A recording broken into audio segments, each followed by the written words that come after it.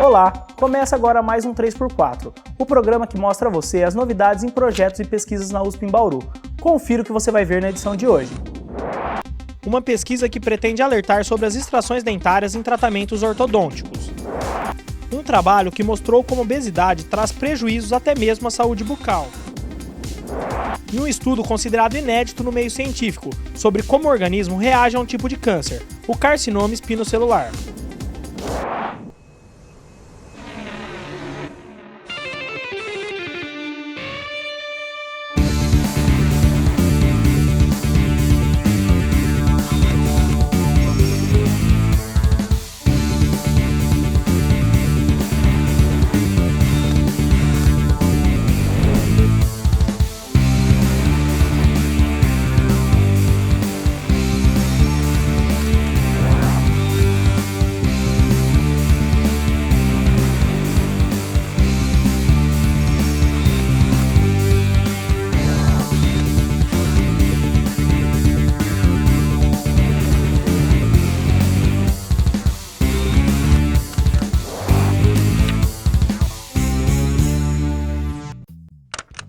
Uma prática comum entre os dentistas é a extração dentária para corrigir a maloclusão, mas isso, quando feito de maneira inadequada, pode trazer efeitos colaterais na estética do paciente.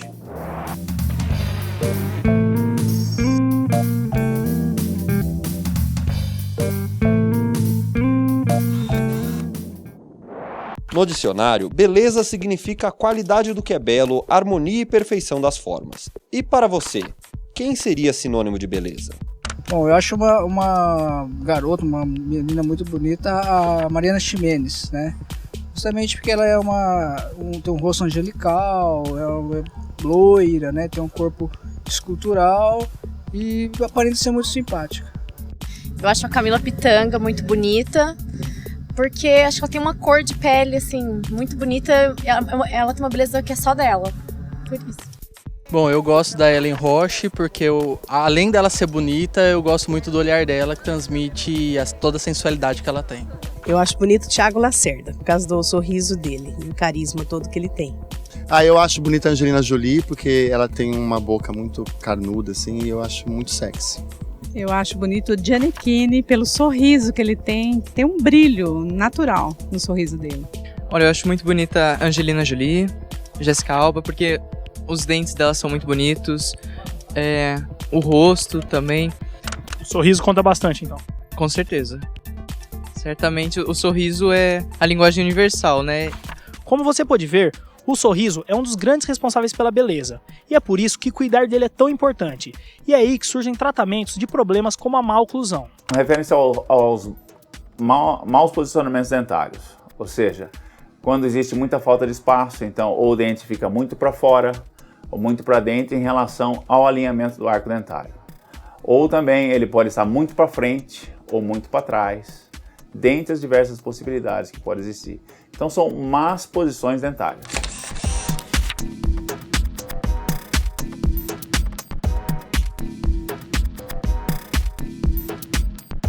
Se os dentes estão bem alinhados, a higienização fica muito mais fácil. Para que o paciente consiga atingir as áreas para a limpeza, fica mais fácil.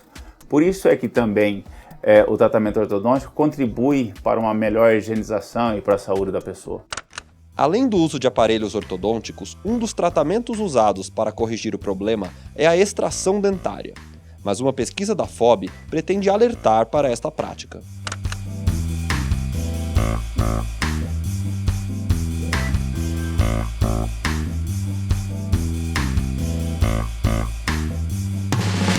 Nós queremos ver os efeitos de casos que foram tratados com extração a longo prazo na estética facial do paciente. E o que acontece é que se as extrações são realizadas quando bem indicadas, então praticamente isso aí não vai influir negativamente na estética do paciente, nem a curto prazo, ou seja, logo após o tratamento, e nem a longo prazo. Quer dizer, essa é a nossa expectativa. Então por isso que nós vamos avaliar casos que foram tratados com extrações a longo prazo, para vermos se isso se comprova ou não.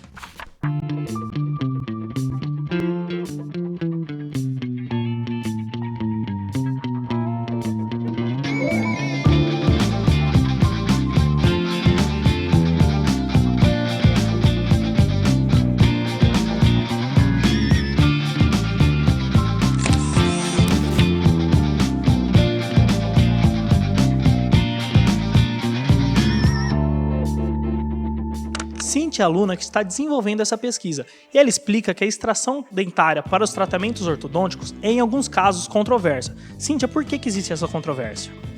Então, alguns estudiosos argumentam que as extrações, quando não bem indicadas, elas podem, de alguma forma, vir a prejudicar a estética facial, reduzindo o volume de suporte dentário para os lábios, o que diminuiria esse suporte, como se fosse levando para trás esses lábios. Já existem estudos que fazem esse alerta, mas o trabalho da FOB é inovador em avaliar quais as alterações em longo prazo. Nós vamos pegar os pacientes que foram tratados aqui no departamento da disciplina de ortodontia da Faculdade de Odontologia de Bauru e vamos avaliar esses pacientes que já foram tratados por volta de 10, 15 anos atrás. Vamos montar um banco de dados de avaliação de fotografias faciais, de frente e de perfil, e vamos pegar a opinião de leigos e de profissionais a respeito dessa estética facial. Os pacientes analisados serão divididos em 3 grupos: aqueles que fizeram extrações de 4 dentes, aqueles que retiraram apenas 2 e outro de pessoas que não passaram por tratamento ortodôntico. Esse último grupo controle é justamente para analisar o que se alterou por conta da idade e o que se alterou por conta das extrações. Esses pacientes vão ser analisados em um site feito pelo projeto. Além de profissionais, todos que acessarem vão poder dizer se perceberam ou não alterações.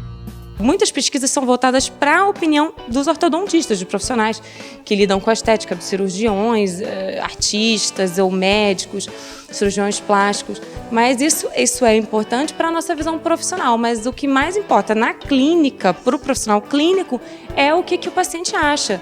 Se determinado tipo de perfil vai ser julgado como mais belo ou menos belo, e se esse protocolo de tratamento, por acaso, pode vir a trazer algum risco, como dizem alguns estudiosos. O profissional, então, primeiro, ele tem que saber diagnosticar e fazer o tratamento correto, ou seja, indicar extrações quando elas realmente são necessárias e não realizá-las quando não são indicadas, certo? E quando bem realizadas, se realmente se comprovar o que a gente espera que ocorra, então vai demonstrar que elas não são deletérias quanto à estética facial.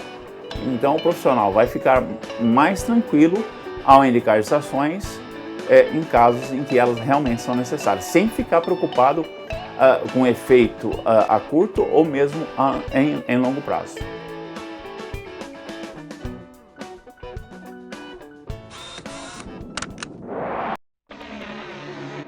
Agora vamos apresentar mais um equipamento usado nas pesquisas da universidade.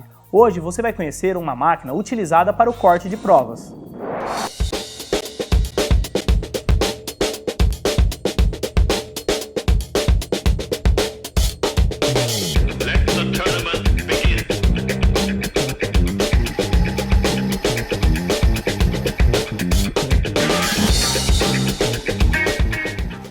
Esse é o equipamento para corte de corpos de prova e é utilizado um disco diamantado de alta precisão. Com ele, então, a gente consegue seccionar um corpo de prova, um dente, a fim de levar para uma máquina de teste universal.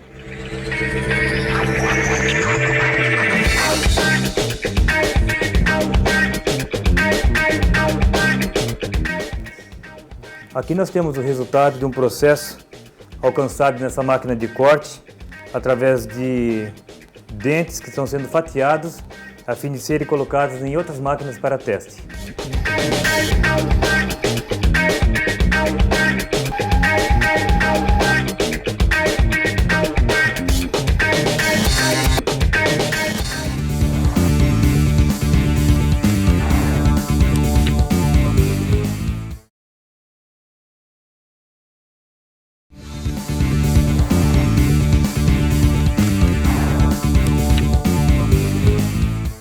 Você gosta de rock pesado?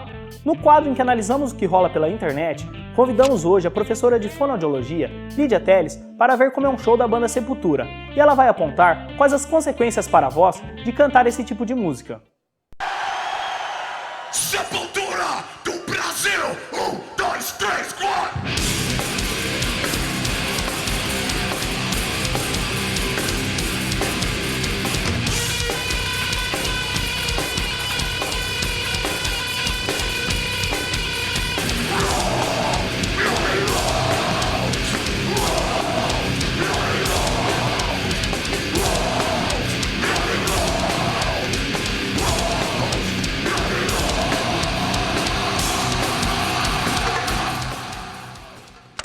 é uma música gritada o tempo todo. Tecnicamente, olha, eu posso falar e fazer esse tipo de som sem prejudicar a minha voz, sem prejudicar as minhas pregas vocais? Aparentemente seria impossível, né? Uma pessoa comum se falar por tanto tempo, a música pode durar de 3 a 4 minutos, gritando nessa tensão, com muito esforço na garganta e acaba, destrói. Um cantor que faz esse estilo de grito durante a sua apresentação o tempo todo e continua cantando anos e anos, alguma coisa tem aí que não é só o que a gente pensa, ele não está gritando como eu grito. Existe uma técnica chamada técnica do grito, né, desenvolvida por uma fono nos Estados Unidos e provavelmente muitos desses cantores aproveitam, né, e utilizam, aprendem essa técnica.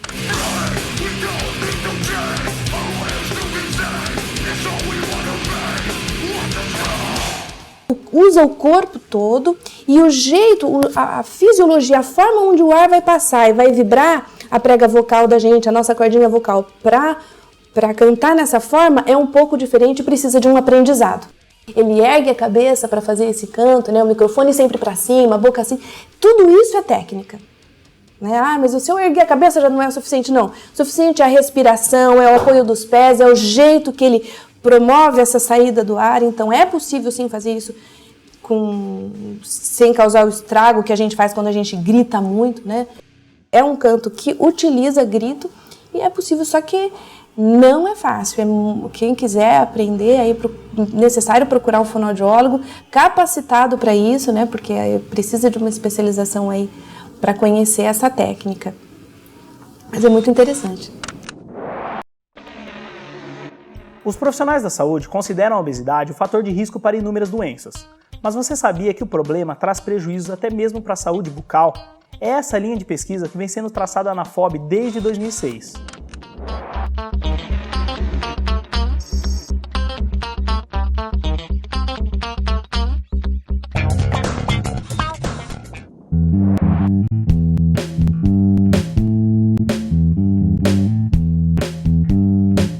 Estamos na cantina dentro do campus da USP em Bauru, que fica ao lado do restaurante universitário. Enquanto ali a comida é pensada por um nutricionista, aqui o pessoal se delicia com outros tipos de guloseimas.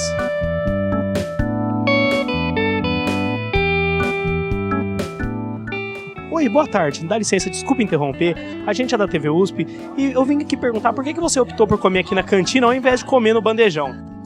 Ah, eu gosto mais de lanche rápido mesmo, né? Eu não sou muito chegada à comida, não. Excepcionalmente hoje eu vim comer um lanche na cantina porque tem peixe no bandejão e eu não costumo comer peixe, só por isso. Só hoje mesmo? Só hoje. Bem, eu comi aqui na cantina porque eu tenho um paciente marcado agora e aí acaba sendo mais rápido para eu conseguir ter tempo de fazer minhas coisas. Então, primeiro que eu não gosto de comer sozinha. Então a minha colega esqueceu a carteirinha e como só dá pra entrar com carteirinha, então eu vou acompanhar com ela aqui na cantina. E também ajuda que hoje é peixe, eu não sou tão fã de peixe, então... Não se preocupa com as calorias, aí como tô vendo um refrigerante, lá tem suco, o que você pensa em relação a isso? Porque assim, o momento do almoço é muito rápido, né? Então até o tempo da gente entrar, fazer tudo, eu prefiro vir aqui mesmo e é de vez em quando, né? Mas é preciso tomar cuidado. Segundo a Organização Mundial de Saúde, a obesidade está entre os 10 maiores problemas da humanidade, podendo trazer doenças como diabetes, hipertensão, infarto e até alguns tipos de câncer. Mas você sabia que a obesidade, por ser uma questão sistêmica, também possui relação com a saúde bucal? A professora Silvia começou a estudar em 2006 essa relação em pacientes obesos que passavam por cirurgias.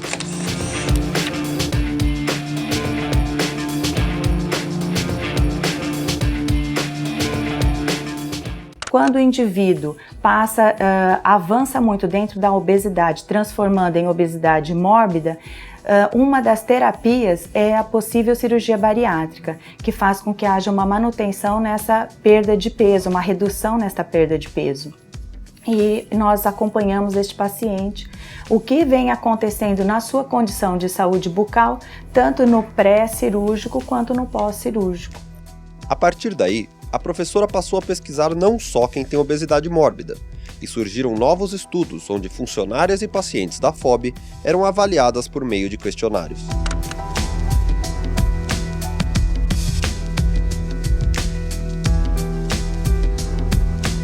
É um questionário já validado, onde essas questões elas adotam diferentes dimensões e através de uma planilha, de uma quantificação, nós temos condições de avaliar como está o perfil desse indivíduo e como aquele problema está interferindo na sua qualidade de vida.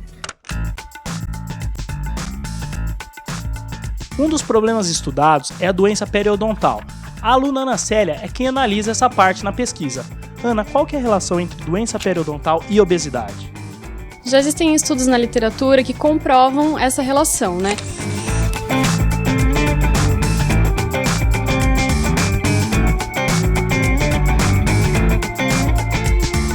Diferentemente do que se pensava no passado, o tecido adiposo possui moléculas biologicamente ativas que contribuem para a inflamação. E a doença periodontal é basicamente feita dessa inflamação no tecido gengival, que pode vir a ocorrer uma reabsorção óssea. Então pode haver recessão gengival e até a própria perda do dente. Então essa relação existe por conta disso, porque a obesidade pode contribuir para essa inflamação que é a doença periodontal. Outra participante das pesquisas é Letícia, que analisa a questão da cárie e como a obesidade pode contribuir para o problema.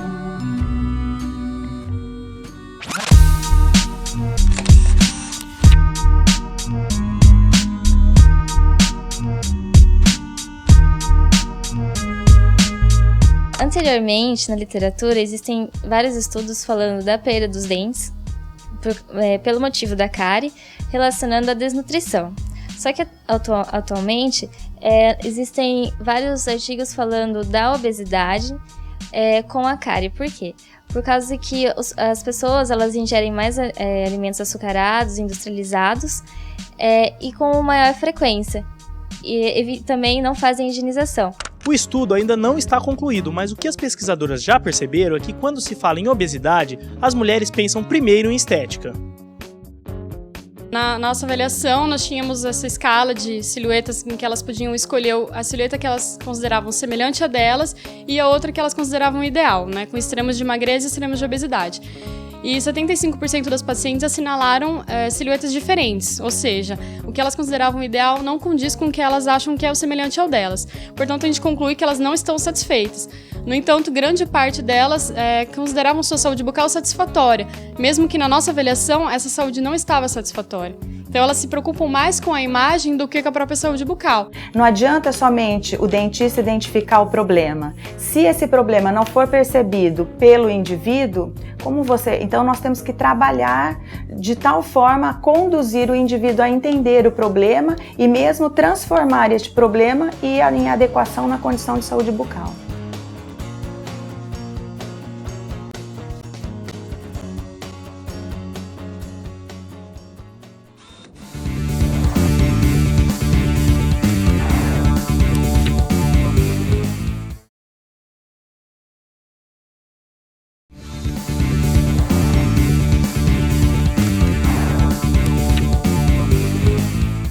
O câncer é um dos problemas mais estudados no mundo todo. Analisando um tipo específico, carcinoma espinocelular, pesquisadores da FOB desenvolveram um trabalho considerado inédito no meio científico e que pode contribuir muito na área.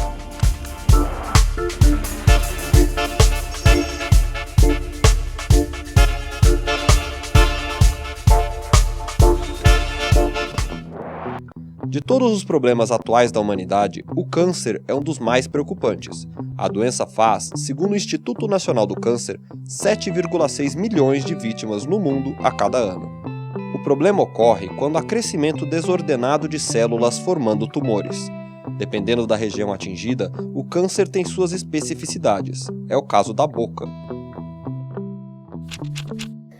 O carcinoma espinocelular é um tumor maligno de origem epitelial. É um tumor que pode ser encontrado na pele ou na boca. E isso em função de que o revestimento da boca e da pele tem origem comum a partir do ectoderma. E por isso, embora por diferentes motivos na pele e na boca, esse revestimento epitelial pode se transformar em câncer. Tendo em vista essa doença, a FOB desenvolve desde 2005 pesquisas para verificar a relação desse tipo de câncer com o organismo.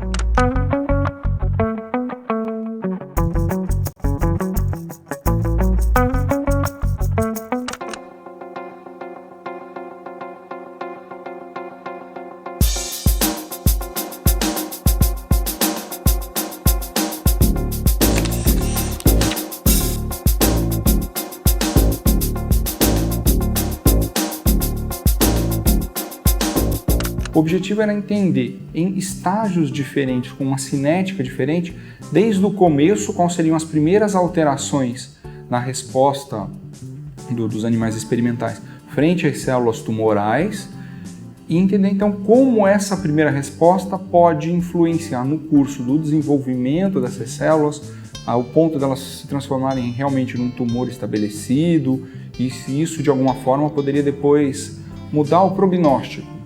Para analisar a doença, os pesquisadores induziram o carcinoma no dorso de camundongos, área que comprovadamente tem resultados muito semelhantes ao sistema bucal.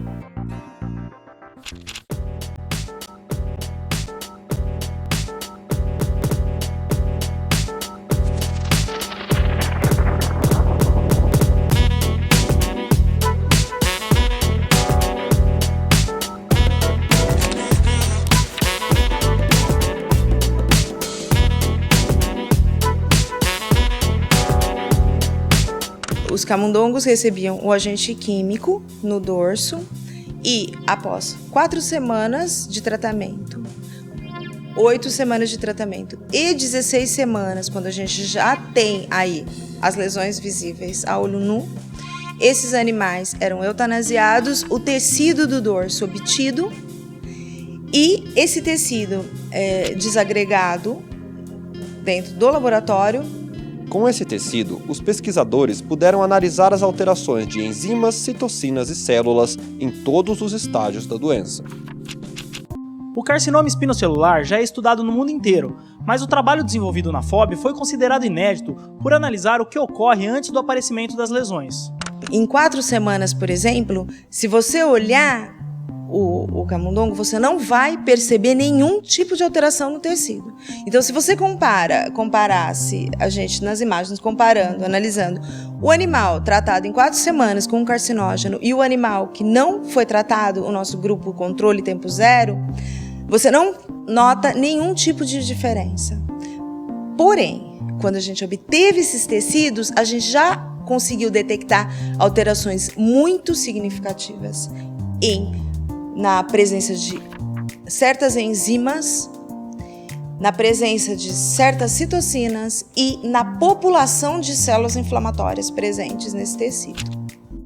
Além de verificar estágios anteriores à formação do câncer, a pesquisa descobriu até mesmo a relação deste tipo de tumor com outros. A gente analisou enzimas como a elastase e a mieloperoxidase, que são enzimas que já são relacionadas com outros tipos de carcinoma, inclusive usadas como marcadores ou para análise de desenvolvimento, de agravamento de doença em pacientes, porém em outros tipos de carcinoma, não no carcinoma espinocelular que a gente estuda. Sempre que se faz um estudo experimental, a ideia é tentar de uma forma controlada, minimizando vários fatores que podem interferir, múltiplas variáveis, para entender isso de uma forma um pouco mais simples, mas o objetivo final sempre é entender como esse processo acontece, para que num futuro, às vezes distante, às vezes muito distante, possa de alguma forma resultar em uma melhor terapia, uma melhor conduta frente a essas condições de humanos. O mais importante que foi verificado pelo grupo foi que anterior ao aparecimento dessas lesões, a gente já tem alterações muito significativas no tecido. E a detecção dessas alterações pode auxiliar em um controle disso em um paciente, por exemplo, para impedir que a lesão se agrave ou para tratar uma lesão já agravada.